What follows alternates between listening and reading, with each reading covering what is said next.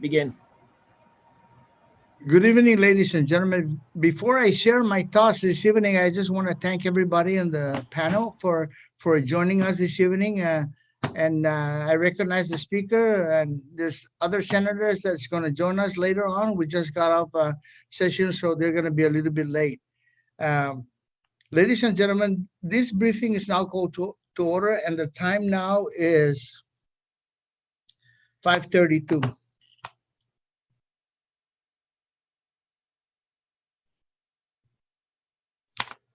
The Committee on Public Safety is conducting an informational briefing this evening on the collaborative effort between the Department of Correction and the Department of Public Health and Social Services to contain the uptick of cases of COVID-19 at the Manila Correctional Facility. For the record and in conformance with Section 8107 of Chapter 8, Title 5 GCA, the first informational hearing notice was sent out on Thursday, November 12, 2020, to adhere to the 5 working days requirement, and the second informational hearing notice adhering to the 48 hours requirement was sent out on Wednesday, November 18, 2020, and in addition to these notices, they were also sent out to the media outlets and posted on the Guam Legislature's website. Ladies and gentlemen, while we recognize this is a global pandemic, we still need to ensure that the Department of Correction is able to meet its mandate and has come up with a plan to mitigate the spread of COVID-19 within the walls of DOC. We are not here to assign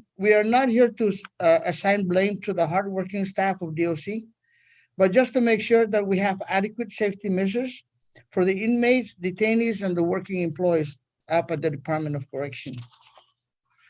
I've invited the staff of the Department of Correction, the staff for Department of Public Health and Social Services to attend this hearing to provide us with a status update on the current situation ongoing at the facility, and to provide us with their testing and tracing program established to mitigate the spread, and any plans they have to create to isolate infected prisoners and those with close contact, and how the department will be able to staff the facility. I also like to know if there are any assistance DOC requires, from our stakeholders, and if they have already reached out to other public safety agency. I would like to know what agencies and what they have to offer to support at the Department of Correction. And I would like to thank my colleague, the speaker. Like I mentioned earlier, some of the senators will be coming in. Like I said, we just got off session, so they're probably going on to set up their laptop. I would like to offer some rules of engagement for this virtual informational briefing. And I must say that the speaker should follow professional protocol while presenting using good conduct and respect for others. Any presentation should be concise and delivered in a timely manner.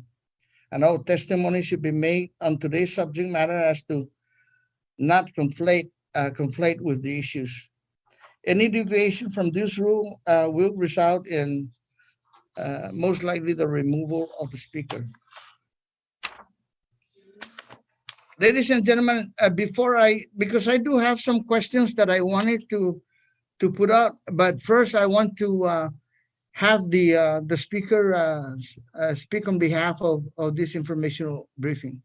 Go ahead, Madam Speaker. Si Jules Masi, Oversight Chair, Senator Terlaje, thank you for holding this public safety status briefing. I want to thank all the key government stakeholders that are here, GPD, DOC, Public Health, your staff. And I want to say that in the efforts of working together and looking at what is out there based on the concerns that are coming in through our offices as it relates to those that are infected, we know that this pandemic is hitting everyone and everywhere, relatives in our community, and we must be vigilant to stand together, to help each other out, to bring the information out to the forefront so that nobody's second guessing what's being done or not done. And I think, Mr. Chair, that your leadership in calling all the law enforcement community together to give us an update is a very good thing. And I know that the community is going to appreciate also the information updates on what is being offered today. And I just want to take this time, as we're in the Thanksgiving time. We prepare for Thanksgiving next week. I know that the law enforcement community, all those that are present here tonight, continue to go way and above their call of duty to do and work their mission mandates. And I just want to take the time to thank them and wish them a happy Thanksgiving, because I know that their work is cut out for them. And while we may be celebrating it in our personal homes and staying in our single unit environment, these guys have to continue to work and move forward with what's mandated for them to do. So I want to take this time to thank them, and I'm hoping to hear the discussion on the plans that they have, so that that folks within the community that have loved ones or in incarceration, that they know that there are steps to even protect these inmates, because it is the humanly thing to do. And I think that we have to show that we're taking all the steps necessary to protect everybody that's in there. So with that being said, Mr. Chair, and I stand ready to hear the presentation. And hopefully by the end of the presentation, if I have any questions, that you'll allow me to ask it then. So Sana Masi, Mr. Chair. Thank you very much, Madam Speaker. Before we continue, I want to recognize Senator Mary Torres for being with us this evening. Thank you, Senator. Thank you very much. I just want to add on to the, I received a mitigation plan from the director. I want to thank the director for giving me, I requested for that plan on what he is planning on doing on some of the shortfalls or some of the situations and the issues that they have at DOC. So I forward that mitigation plan to the governor with my letterhead, and also reinforcing it with the things that we want to do to make sure that we support the Department of Correction in any which way we can. So first off, maybe what we want to do, Madam Speaker, is maybe we just, I also noticed Senator Tello Taitani. Good evening, Tello. Thank you very much for joining us this evening. I also noticed the Director, Joe Carbolito, and the Deputy Director, Robert Camacho. And I guess that's it. Like I mentioned, some of the other senators will be coming up, and they're going to be starting out with a line of questionings. And I'm going to start with the senators on what some of the questions that they have for the director or the deputy director. And then we'll go down the line on the senators that we have, because I want them to start out with their questions, because I do have questions that I wanted to ask the director and the deputy regarding, some of the things that the general public would like to know, and especially the stakeholders would like to know that, what support that the DOC needs to. So we'll start out. Do you have any line of questioning, Madam Speaker? Yes, I do. Thank you, Mr. Chair. And real simple, maybe we can, since I see the directors from GPD also here, is maybe ask both the director of DOC his plan of action and what has been submitted, so the whole community can hear.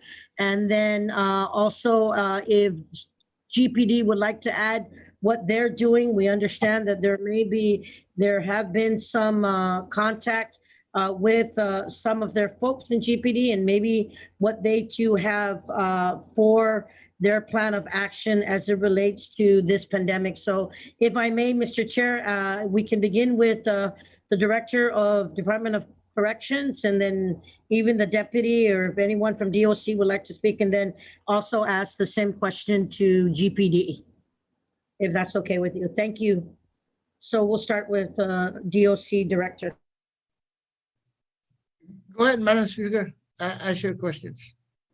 Yes, so if you can share your plan of action, Chief Joe. Yeah, I'm sorry, you're on mute. If you can unmute. Okay, here we go. Okay, can you hear me now? All right. So maybe I'll just go ahead and start by answering some of the questions that were referred to me by the chair, Mr. Chair, Senator Pedo Terlaje. So the plan for DOC as far as to mitigate the spread of COVID-19, from the very beginning of the pandemic, the Department of Corrections was and has been prepared with all its plans and policies in place. Some of those plans and policies I've attached for your review later on, but pretty much we have a pandemic plan, a COVID-19 policy that's in place that mirrors what other states and Federal Bureau of Prisons is doing. This includes screening at all entry points with the use of thermometers to check temperatures for the incoming visitors and staff, and sanitation stations to wash hands before entering the facility. We implemented a mandatory use of N95 masks and gloves, which are used by all the employees. Signs are posted throughout the facility to remind employees to practice safe hygiene practices, as well as enforce social distancing at 6 feet to prevent contamination. In addition, face masks were issued to all the inmates and detainees. And we implemented a quarantine response plan, which specifically addresses the protocol of incoming arrestees as an added measure to protect our inmate and detainee population. Guam Memorial Hospital medical staff, which we have on board at DOC, including mental health staff, are available within the facility and constantly monitor all DOC inmates and detainees. In the event that any of our inmates or detainees experience any COVID-19 symptoms or issues, they are referred to the medical staff or health staff for evaluation and transport to GMH if it's required. Based on the current trends with the Federal Bureau of Prisons, the risk is especially high with this virus in the confined environment that we're in. But I assure you and the community that we are doing everything we can to protect the public, our employees, and our inmate and detainee population. So again, I referred a lot of those plans and policies. I refer to those for your review as attachments to my submission. Additionally, DOC is working on a post-COVID-19 mitigation plan, which I already completed, by the way, and submitted also for your review. This details continuous monitoring, testing, additional preventive measures that were recently recommended by the Department of Public Health and Social Services and CDC. Contained within the plan are the best practices from discussions with officials from San Quentin, California prison, which we've had the opportunity to go through with them as far as what the similar situation that they went through with a greater population and impact with the COVID-19 that they had, I think, in the summer recently. So we've implemented some of those best practices. Consultation with the Department of Public Health.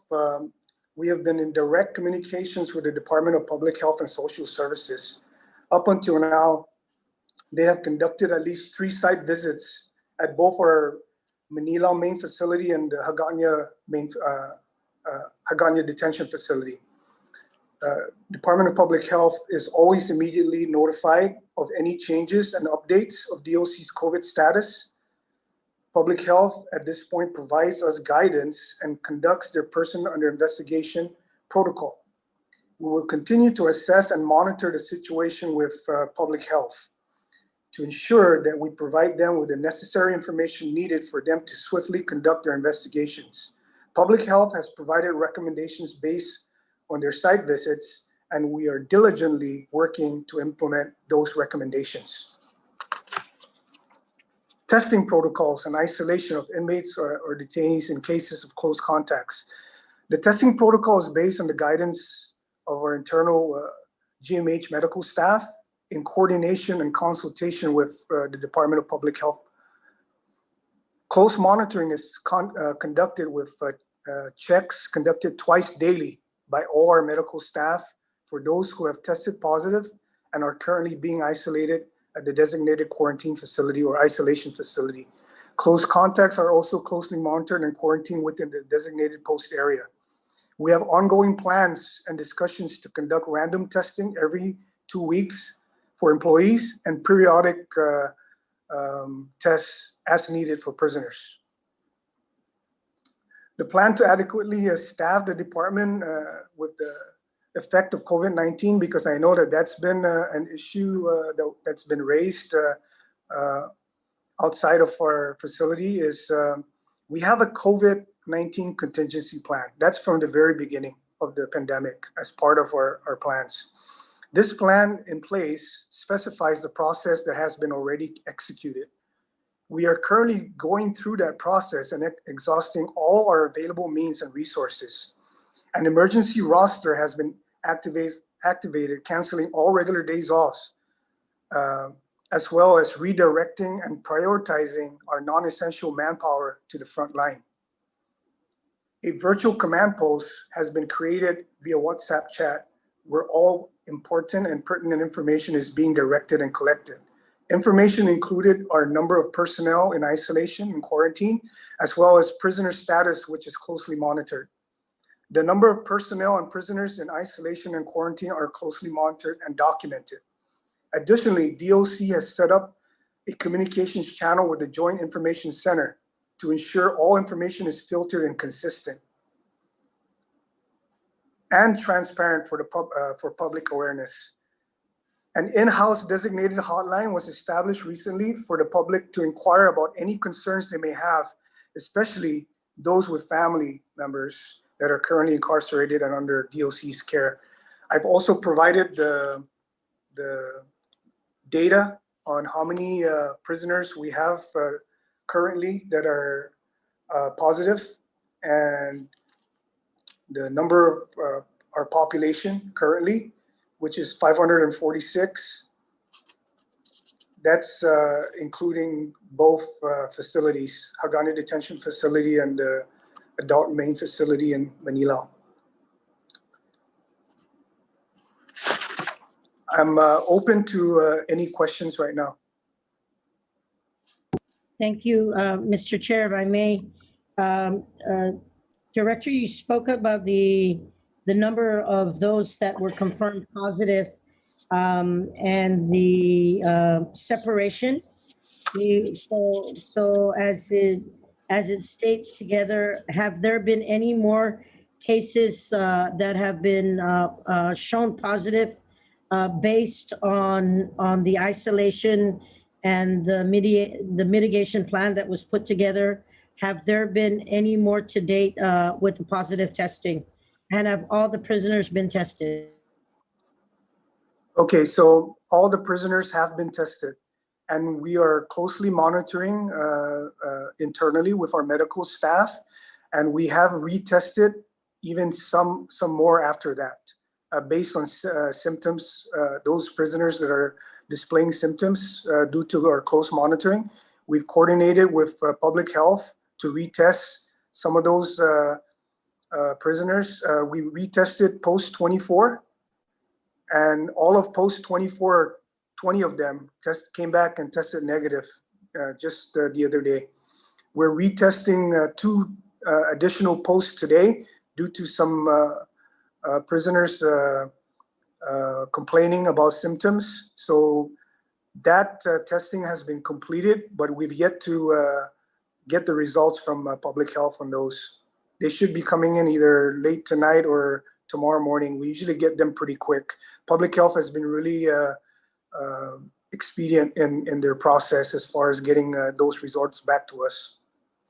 if you can send those numbers to us once you get them, that would really help in the reporting briefing that we have here this evening. The other question I wanted to ask was the employees and the officers that have been tested or have been proven positive. Where are we at now? And based on the large number of employees, do we have enough staff to or enough officers to stay in the rotation to help pick up the load for those that have to go through isolation? Of course, from the very beginning, we, like I said, we planned for it, right? We planned for something like this to happen, and it's included in our contingency plan. So we've been holding up with the staff that we do have that has not been infected. We've had to cancel some of the regular days off, and then we had to move some of the non-essential duties to the front line to prioritize the front line. And we're slowly getting a lot of our employees back already from either quarantine or the isolation from being positive. So I think we have more than 3/4 back from those that have been quarantined for exposure. They've already started coming back, and then we're still I think it was today that a lot of the ones that are isolated based on their positive results are meeting that 14-day period already. So they should be getting clearance from public health to return to work. That's all we're waiting for. So we should be okay as far as manning and staffing. That's very good to hear, Mr. Director. If I may, Mr. Chair, I promise it'd be my last. It's maybe open the opportunity for GPD to also, just in brief, speak about the plans or just what they are doing to date to help mitigate from the employees' perspective and making sure that the manpower is in place so that they can continue their mandates. So, Chief Ignacio, if I may, I hope I'm not burdening you with this. Not at all, Speaker Huffington. Good evening, speakers, senators of the 35th Guam Legislature, and all those on the call this evening. Good evening. So for the Guam Police Department, of course, we've had at least 21 confirmed COVID-19 positives within our organization. To date, all have recovered and all have been back to duty. So we are at 100% operational capacity with whatever available personnel. There's nobody out on leave at this time or out because they're recovering or in isolation because of a COVID-19 exposure or positive test. Of course, some of our services are still at limited or at a limited capacity to the public, but all services remain intact. Patrol and all the services that we're providing to the COVID-19 operations and response. Yeah. So is there any time, I know that you said the services that you provide to the community is on a limited basis, but are you starting to take, will you be opening those services up sooner than later as it relates to those needing renewals, replacements of IDs, and even those needing identification forms? Yes. So all of our services are back online, but by appointment or at a very limited hours of operation. We do that only to of course, make sure that we mitigate the spread of COVID-19 by not attracting large crowds to our facilities. So by that, I mean that we operate from 8 a.m. to 12 p.m. for records and ID, boating, and firearms registration. The only service that we do not offer is new firearms ID application because that involves actual contact with the new applicant. But all renewals are done. All those who previously applied for a new firearms ID are being processed now. And then we have, we're doing police clearances, crash reports, criminal abstract reports, boating registrations, new and renew, and firearms registrations new. Thank So, you. yes. Thank you very much, Chief. And Mr. Chair, I just want to say thank you for giving me the opportunity to ask this and thank the presenters for giving us a detailed mitigated plan and even giving us updates. So that is all that I have for this evening. And I just want to thank everybody on this Zoom for being here and thank you very much for the time. Namasi. Thank you very much, Madam Speaker. Let me go to Senator Mary Torres for her questions. Go ahead, Senator. This is Mr. Chairman, and it's so nice to see everybody on this Friday evening. Thank you for being here. The questions that I have are related to the prison populations. Director Carbolito, have you seen a change in the prison populations over the period of COVID, or has it been steady? Yes, it's been steady. We average high 500s to 600. That's the population. So we are currently at 546, and The reason the trend is just high 500s and then 600, and then so that's the average.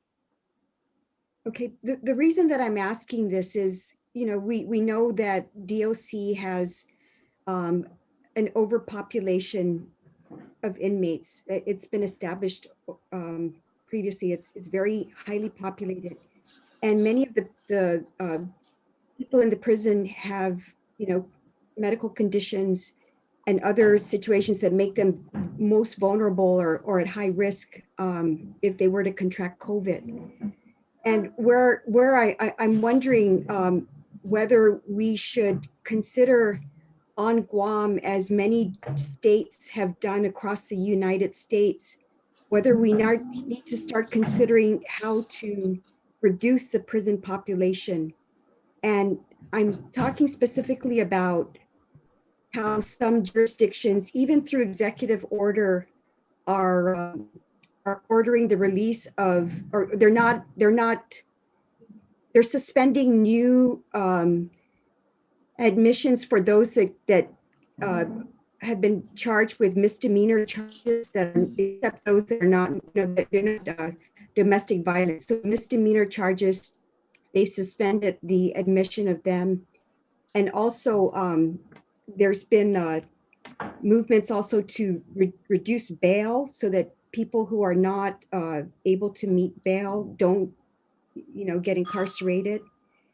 And also not releasing those people or not admitting those people who have low-level technical parole violations. So these are some examples of how jurisdictions have allowed for the release and the reduction in prison population to minimize the risk of further contamination. I just wanted to get your thoughts. Is that something that is feasible for us to start exploring on Guam, working with not only you, but also working with the governor's office and the judicial system on how to take the lowest risk people and not incarcerate them? If you can comment, please. Yes, Senator. All those actually, everything that you mentioned there, were all presented as options. We've been talking to the judiciary of Guam regarding pretrial detainees, right? And maybe even as far as releasing them with those monitors, those electronic monitoring system. That's been on the table. We've talked about it. We discussed it. I think there's a lot of issues that were raised regarding, both sides as far as the attorneys for the detainees and then the courts mandating it. So there's a lot of discussions, but I think those are still on the table, and we probably just need to get back to it. But those were presented from the very beginning as part of the process as far as reducing the population. Yes, we also submitted a list of those that may be eligible for parole, for early parole, and those that are deportable, and those that have low level, like you said, low level offenses, right? That are probably stuck in here because they can't, like you said, they were incarcerated because they can't afford the bail. Right, it's like So a debtor's those, yeah, prison. Right. right. So those are all. Yes, we've thought about all those things already, and those are still all on the table. So Because if I we can work together and get back to it, then I'm more than willing to. Because I think Director Carbolito, you know, some of us have access to people that have already done those types of measures in other jurisdictions, and so, you know, there is a lot of networking of help where we don't have to invent it necessarily. We can take and if it means executive order or through you know, working with or minimize or elimination of, you know, bail fees, or even minimization of sentencing. Those are very practical short-term things that I think will have a direct impact on the safety of your officers and your charges. So I would like to help you with that. I think that it is needed. I'm glad that you're well aware, as I expected, but I just wanted to bring that up because I think that that's a critical component to minimizing risk that we cannot ignore, and we should address. Just I agree.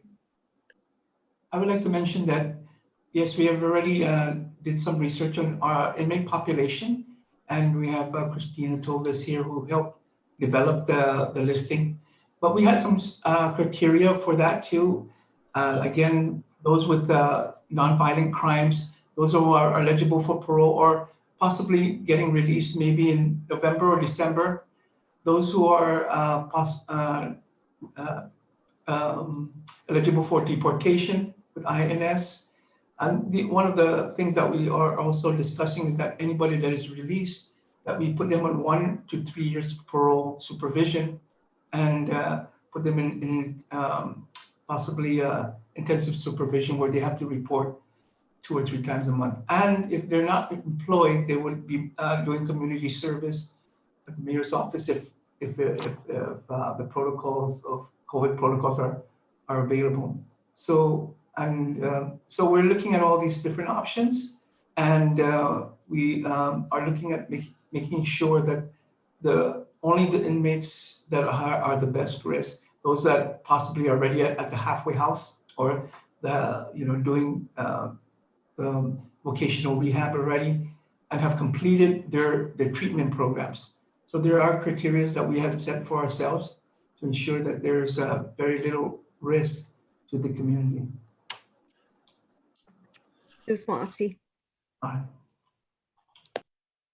Joe, just before I go to Senator Tello, I want to ask you, what kind of testing do public health uses up there? Do they use the roach testing because that's the most effective testing type that they have right now? Are they using roach, and do you have enough PPE to support the inmates and the employees? I will defer the testing, the types of testing to public health, Senator, but I can answer your question as far as the PPEs. We do have more than enough supplies of PPEs. Okay. Let me go to Senator Tello Taitaguina. Go ahead, Senator. Well, actually, thank you, Mr. Chair, for the opportunity. But there was a question you posed to public health. What type of testing are they doing? I'm curious to hear what they have to say. Are you? Yeah. Hi, Senator. Hi, Ken. Yeah, this is Suzanne Kendishero. I'm the Chief Public Health Officer. We use PCR testing for the DOC. PCR. Okay.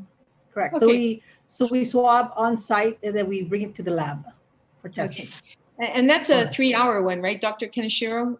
You know the results in 3 hours, or is that the one that's 15 minutes? No, this is, it ranges from 45 to 2 hours. Okay, 45, 2 hours. Okay, thank you. And thank you, Mr. Chair. And good evening, everybody. Thank you so much for being here and providing the information. You know, there are a lot of people actually watching this video wanting to know what's going on at DOC. And just knowing you have a contingency plan is comforting. And like you said, Director and Deputy Director, you had planned for something like this, you know, in case it happened, because based on what's happening in the US at other prisons, you know, it's almost unavoidable, you know, in this case. So I'm curious to see your contingency plan or what kind of SOPs that you have in place. I don't know if you're putting it on your website, you know, for anyone to see, but if you do have it, I would appreciate it to see what that is and look it over. Have you had any fatalities on anyone who had COVID? Any guards, or well, not guards, but just the prisoners? Have you had, let's start with them. Has any of them passed away from COVID? No. Okay. And your guards and your employees, anybody at DOC? No, not Okay. that I'm aware of. Oh, that is very good to see. That is very, very good to hear. I know that you're coming into some issues because some of the guards are taking, you know, of course, they're in their quarantine or having to stay out of work for a while. And so the overtime that you're going to incur with some of those that you've had to ask them to take extra shifts until, you know, your guards get better and come on. Are you able to use any COVID funding, the COVID CARES Act, no, COVID CARES Act, but CARES Act funding to be able to cover those costs that you're going to be incurring? Yes. Oh, that's good.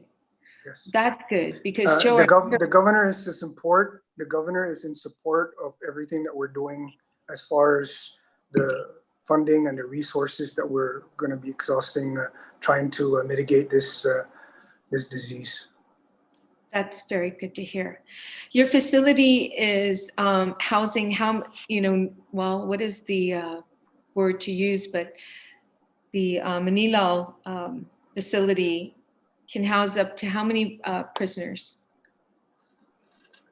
Are you referring to the isolation facility that's designated, or are you talking about the isolation facility? Yes, sir. Yes, right. I am. Yes. Yes. Okay. So the current isolation facility is referred to as Post 7. That can house up to 40 maximum. How many are in there currently? I believe the last count that I got was about 15. Oh, that's good. Okay. Okay.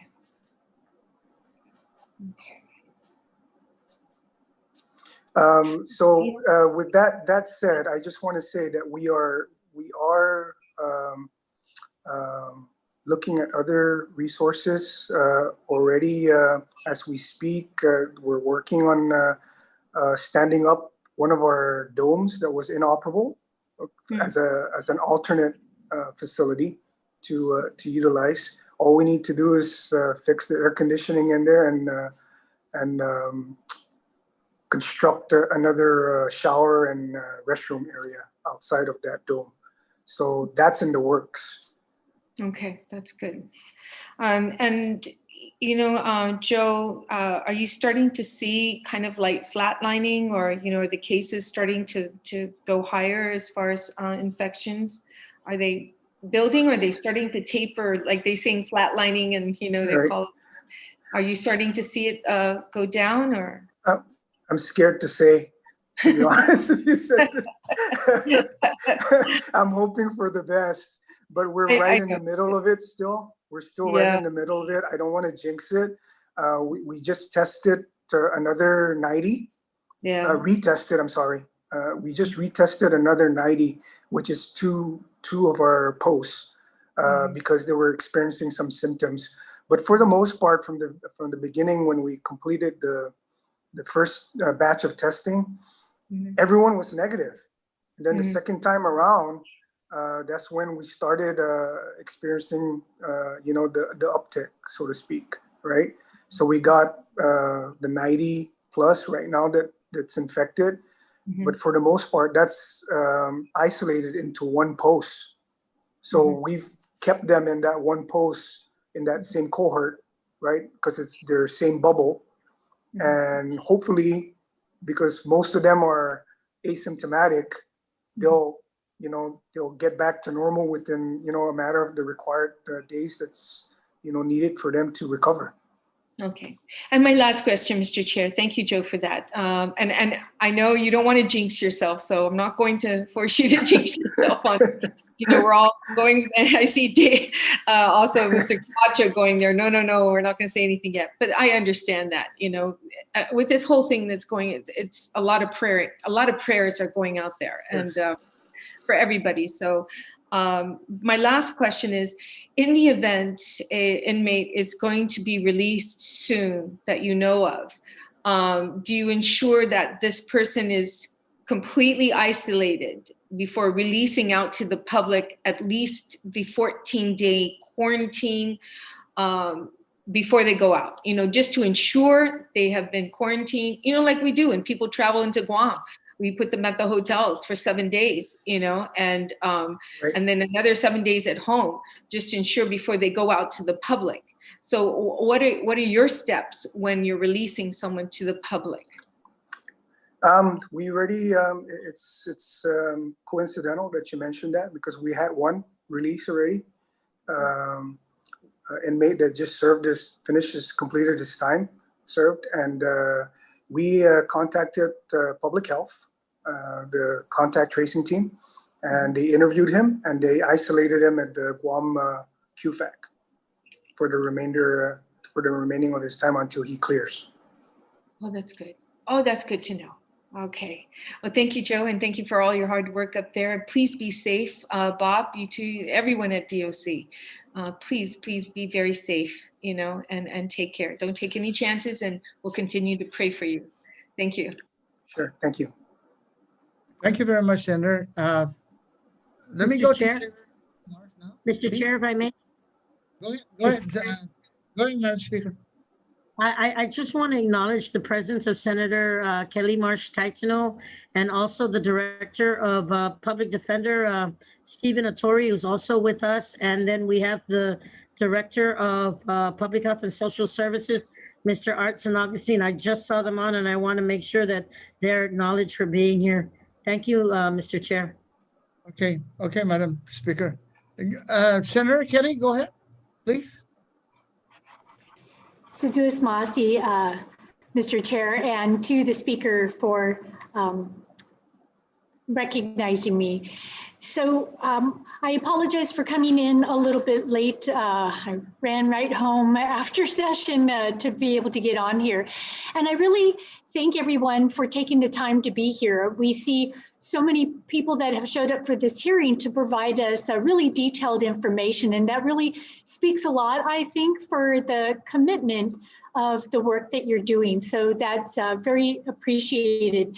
And there have been a lot of really good questions already asked. And I've been very reassured by hearing about the contingency plan that's in place, and by the criteria that's been set up. I mean, it's obvious that there's a lot of thought going into this, and it's so important to hear these things. And that's why I really thank the Oversight Chair for having this hearing, because it's putting the information, it's getting it to us policymakers, but then it's also for the public to be able to understand better. And the more information, the more that we understand and hear and see all the efforts behind, you know, the doors that are going on, we see that what needs to happen is taking place, and that's very reassuring. So many of my questions were already answered, which is good. The information is already out there, but I'll follow up on one. So the CARES Act funding was asked, and I may have missed if there was some specific discussion as to how much money is being able to be utilized for DOC for overtime and for their other needs. It's good to hear that there are enough PPEs, but we know that there are other needs. So if they could outline that a bit to help us understand that picture. Sure. So we have 2.2 million in CARES Act funding, and our intent is to utilize most of that 2.2 million for personnel costs, as far as anything that's related to COVID, of course, COVID-19. So most of it will be expended in personal costs, overtime, regular time, for that matter, and the other priorities that we have that we need, as far as like additional PPEs, right, or sanitation types of supplies. So everything related to COVID, those monies will be expended in that way. And is that pretty well charted out? The money lasts until the end of December. And so I imagine for most entities, there's such a need that it's not going to be a problem to expend all of that.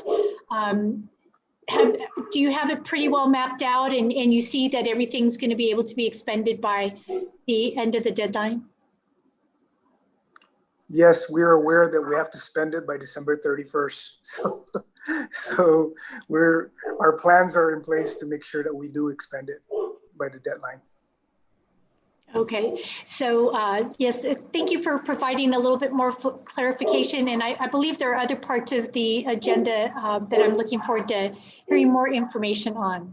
Sure. Mr. Chair. Thank you, Senator. At this point in time, I want to get the attention of the Director of Public Health, Art. Do you have time to share your thoughts with us? Either Art or Stephen, on just the responses that you're doing for DOC. Are you comfortable with the responses in as far as the magnitude of people being affected out there? Yeah, Are you well, okay first, with that? if I could say something, first I want to applaud the Department of Corrections for doing a really great job until we started getting positives. I mean, they went really an incredibly long time with no positives within our client, that are housed there. So I want to applaud them. And I think that the responses that Senator Torres was recommending, I think one of the things that I would hope the legislature could do is possibly amend the statute regarding the extension of limits of confinement. What that would do is right now the director has authority under the extension of limits of confinement to allow people to go to funerals, to go to places beyond the prison gates, right? But they're required to have prison guards accompany them. But if the statute were to amend it to allow them to place people on house arrest, maybe with ankle monitoring available through the court, and these would be low-risk offenders with less than a year or to serve, and they could serve that time at home on house arrest, that would also help to reduce the population. But right now, I don't know if the director has that discretion, but I think he would probably appreciate it. I mean, they know more than us the behavior of some of the inmates in there, and who they feel would be successful on house arrest to serve the rest of their time. But I also want to applaud the families of our clients and the inmates serving the time. They've basically gone 10 months without any visitation. It's been suspended since the start of the pandemic. And so we're also kind of hoping that the Department of Corrections would consider, I know that they use PayTel. It was shut down for about 5 or 6 months, and families were able to stay in touch with their loved ones who are behind bars, basically for free. But I think PayPal's back up and running, and so um, maybe I don't know if that would need an executive order or something. But if that's something, I hope you could consider because the inmates have been incredibly patient. I mean, imagine going 10 months without being able to talk to a family member, right? If you don't have the money to afford PayPal. And so we're hoping that, we could look at different ways that the families can stay in touch with them because these guys are eventually going to be released back into the community. So it's very important that they maintain those important contacts. And so we're willing to work with the Department of Corrections on different ways that could happen. I mean, we've started doing court hearings from our office using video conferencing um, equipment that is really cheap. Like we have Facebook portals that are about $170, and with as long as we have wireless internet, we're able to have video meetings with our clients to have social distancing. So, we'd like to work with the Department of Corrections to figure out ways that we can have our clients and still stay in contact with their families. But I think I mean up until we started getting positives, we've done a great job. Department of Corrections did a great job, and now we see now there are inmates who are being taken to the hospital and taking up hospital beds, and that's a drain on the resources for the Department of Corrections, but it affects everybody on the island. So I mean, they've done a great job until this point, and any way that we can help, we're here to provide that help. Thank you for the opportunity to speak. Thank you, Stephen. I just want to get back to Joe. Joe, is the dome, the construction for the dome already up, or is the construction still going on? Joe? I'm talking about the dome that is being built at DOC. Is it ready or still going on? The dome itself is up. It's up and standing. We just need to renovate to add the showers and the toilets that's required for the inmates and detainees that are going to be isolated or into that facility to be separated from the different population, the other domes there in that same area. So that's the project that's ongoing, the air conditioning and the toilets and the showers that are being constructed. So that's in progress. Yes, Senator. Okay, Joe. So what is the capacity of the dome? You can put another 40 in there. So do you think you can accommodate those that are affected, the inmates that are affected, at different areas within the facility, to include the dome? Do you have enough space? Okay. Yes, we're working all those things out as we speak, and we're continuously trying to think of other means to get another option that we were discussing is getting those warrior tents. We've already submitted a DLAN request for warrior tents, so that's already readily available also. We just need to stand it up when the need arises.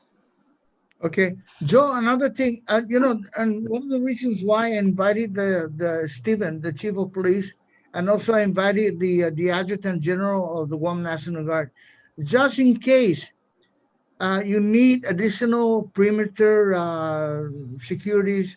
Are you comfortable with what you have right now? Yes, Senator. We're managing with what we have right now. We're like I mentioned to the speaker earlier. We were like struggling to make ends meet in the beginning when we started losing the majority of our officers, the amount of officers that were quarantined, and I've even contacted the TAG, as a matter of fact, to cancel or reschedule some of the ones that are in the National Guard that were going to be on drill weekends. So I've been communicating, including the chief. I've been talking to the chief. So the communications is there already. If the need arises, it's part of our plan. It's part of the contingency plan as an added resources. But right now, we're okay. We're getting all of our, most of our personnel back already. Those that are quarantined, we're down to just 15 from 50 plus. So we're down to just 15 being quarantined right now. The ones that are positive and were self-isolated, they've already met the mandated quarantine period or isolation period, and we're waiting for public health to give us the clearance on those officers to return back to work.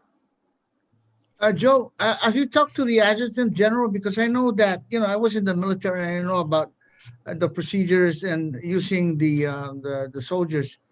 Have you talked to the Adjutant General regarding, maybe there's an outbreak or something to have them ready? Because I know she has to go to the National Guard Bureau to make that request, just to get it ready.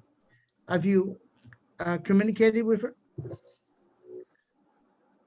No, not about that particular subject as far as activating the guard to stand up in our facility. No, not yet.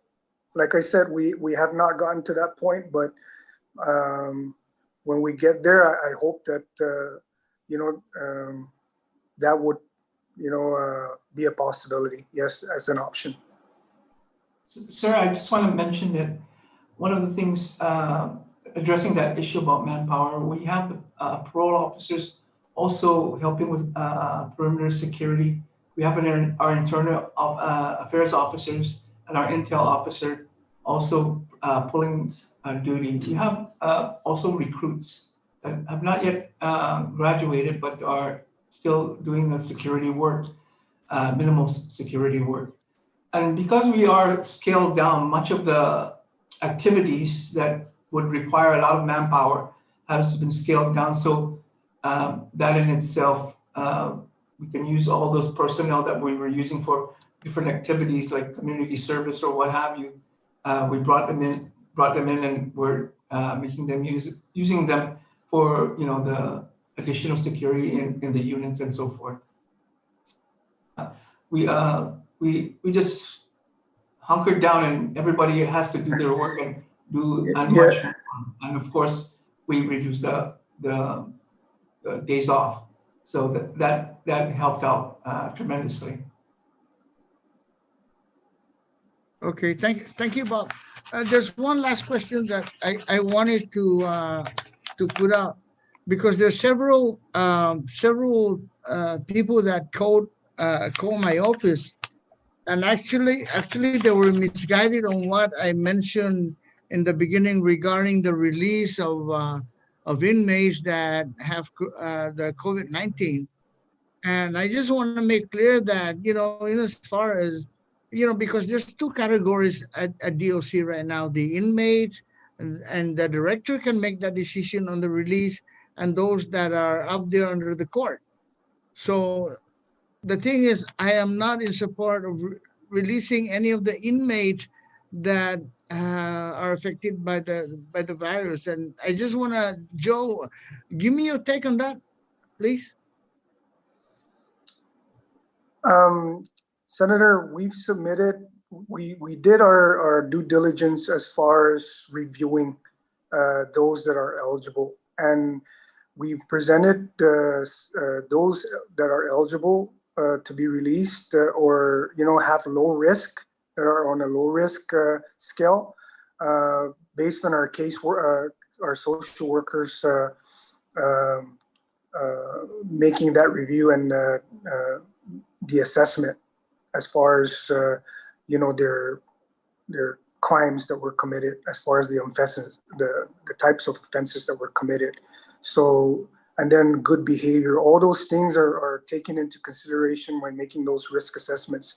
So maybe I can have Tina, are you on here? You can explain that review process or that assessment process. Good evening, everyone.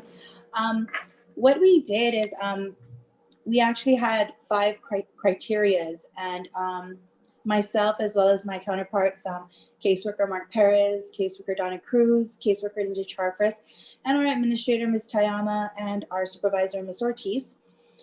we went through the inmate listing, our total population of inmates. And we broke down criteria into like those with extreme medical issues, those with misdemeanors and first-time offenders, those with release dates that are within a year and are possibly at minimum classifications. We also looked at the listing of non-US citizens who are possibly deportable, and those with nonviolent crimes. We had a lengthy list at first, and then we kind of went through the list again, and we looked at program completions, like our deputy was saying, and our director. We were looking at those that have not encountered an institutional violation throughout their incarcerations. And we came down to approximately, we have about 28 people that casework was actually looking at that may have their possible for support, that this listing we gave to our director so he could possibly pass it on to the governor in support to reduce our prison population. And again, these are people that are nearing their release. We looked at it within a year, whether they'll be their parole eligibility date or their full-time release dates. I know prior to them being, commuted or whatever the term that the governor would use, I believe we're going to reach out to the victims and get their stance on that as well. Thank you very much, Christina. You're welcome. Senator, Madam I Senator, would do you want to say something? like to say a few words here. Of course, this is one of the options, and one of those the last resort, pretty much. If things get worse. I mean, if we have, knock on wood, somewhere of 200 or 300, we're going to have to balance these things out. Nobody wants to release any inmate, especially in law enforcement, right? We want to protect the community, and nobody wants that. And so we're going to be very hesitant about doing something like that unless it's really critical. I mean, even such situations, sir, we have one inmate last year. He had diabetes, he had no legs and all these other things. We had one inmate. His medical bill alone for 1 year was $300,000. So when we have to balance these things out and see what is the risk and also the cost to the government, and and then of course we also have to contact the victims, right? And we already have assigned that to the parole office, who's going to be looking at the victims and getting their testimony. So there's no real easy answers to this thing, and there's not going to be something that's going to be very definitive. It's going to be something that we're going to have to look at on case by case basis, looking at the risk factors, looking at the overall picture of how we're going to resolve and mitigate the COVID situation that we have right now. We have 100 inmates right now that are COVID positive, and we're trying to bring it down. And that's just one of the options. But will it happen? At this point, we can't say it's going to happen because first of all, it has to be approved by the governor. But what we can do is we can have that reviewed and says, okay, if that situation comes about, maybe we can release those that are going to be full-time release in December, or maybe those that are deportable, we'll release them. And and we'll have like a rating scale of who can we release first and who will be the last, just because of what the situation might be. But yeah, be assured we are just as concerned about with you regarding releasing those who have not completed their time. But again, we're in a different situation here that requires thinking out of the box and working through those details, because the results of trying to keep them in might be more devastating than what we might think when we release them, really. So we're hoping that things get better, and we're doing our best. That's all. Mr. Chair, if I may, based on that presentation and based on the presentation that Christina was talking about, in worst case scenario, if we had to do that and allow for these inmates to be able to get released, whether it be on a band or that monitor, that band monitor, who would bear the expense of the monitoring device, and where does it go? Would it be borne by the inmate, or is it by the government, or is it through what? I mean, I know that there's CARES funds that work for the operations of DOC, as stated earlier, but if that were, again, worst case scenario, if we had to work that plan out as one of the alternatives, who would bear the cost and what would be that fiscal impact for Department of Corrections? And if we had to look at that number, what are we potentially looking at? Out of a population of 598 is what was noted. Would it be 5%, 10%? What are we looking at? Thank you, Mr. Chair. Yes. At this point, we only have identified 28 people. And so I'm not sure out of 546. So, because we're looking at the risk factor, right? Of course. And as far as the monitoring, there can be different options. If the individual is an indigent individual, or maybe, unemployed or what have you, or their families are, under welfare or what have you, can't pay for that. Maybe that might be the situation where we can help with that. But there might be some, we haven't even looked at that option yet thoroughly, but maybe the families might be willing to say, hey, if he's going to bring my son or daughter back for 6 months, we'll pay the $35 a month. And I think that's approximately how much it would cost, from what I understand from previous research that we've had. I know with the courts, they had that. And the courts had some connections with the ankle monitoring that, the company was in the mainland. And if the individual left their home like 20 feet from their home, it activates, and the probation officers would be notified immediately. And so those are options. And I think we can look more closely with those ankle monitors as possible options too. I think, the thing is always have an alternative plan, right? And, looking at all the different things that might occur. And electronic monitoring, I guess, is one of the things that we should thoroughly look at. Thank you very much, Mr. Camacho. And Mr. Chair, I just want to say thank you for everyone here being on the Zoom this evening. I do have to apologize in advance. I need to step away. I have a ceremony that I need to speak at, so I need to hook into the other Zoom. So thank you, but I want to wish everybody a blessed weekend. Please be safe. And if I don't see you before Thanksgiving, happy Thanksgiving. And thank you, Mr. Chair. Thank you, ma'am. Thank you, Speaker. Thank you. Thank you, Speaker. Is there anybody in the panel that wants to share their thoughts in as far as reinforcing or whatever that we can help the Department of Correction? I know that funding is a problem because, we had to extract like $2 million from your budget. And can you give it back, Senator? I think, the $2 million was given to the hospital. Yeah. Okay. And I didn't want to say anything about that because, we can always supplement, whatever. And the reason why they took out $2 million because of the medical services that was done for the inmates.